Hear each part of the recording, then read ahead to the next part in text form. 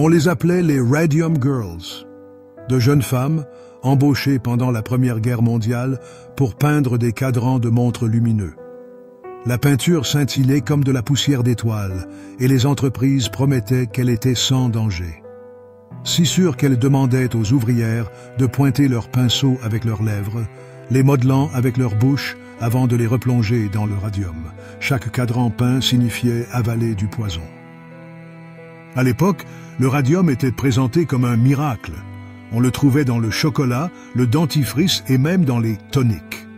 Ces emplois en usine semblaient donc prestigieux.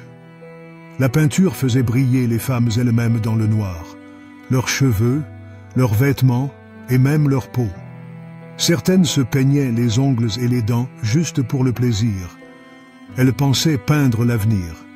Mais l'avenir avait d'autres projets. Bientôt, le corps des femmes commença à se dégrader. Les dents leur faisaient mal et tombaient. Les dentistes, qui tentaient de les aider, leur arrachaient des morceaux entiers de mâchoire. Les os se brisaient, les tumeurs se propageaient. Les journaux appelaient cela la mâchoire de radium. Les entreprises niaient tout en bloc. Elles payaient des médecins pour accuser les femmes, accusant même certaines d'être atteintes de syphilis. Pendant ce temps, les ouvrières dépérissaient, leur éclatant faiblement à l'agonie.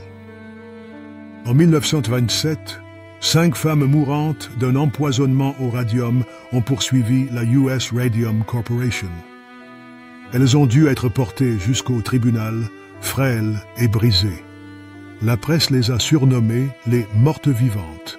L'entreprise a tenté de gagner du temps, espérant que les femmes mourraient avant le procès. Mais elles ne sont pas restées silencieuses. Leur courage a permis un accord à l'amiable et a changé à jamais les lois sur la sécurité au travail. Les Radium Girls n'ont jamais vécu longtemps. La plupart sont mortes dans la vingtaine, victimes de la lueur même qu'on leur avait promise comme étant sans danger. Mais leurs souffrances n'ont pas été vaines. Leur combat nous a permis d'obtenir des protections syndicales et a révélé que certaines lumières sont mortelles. Voici l'histoire des Radium Girls. Leur corps brillait dans l'obscurité, tout comme leur héritage.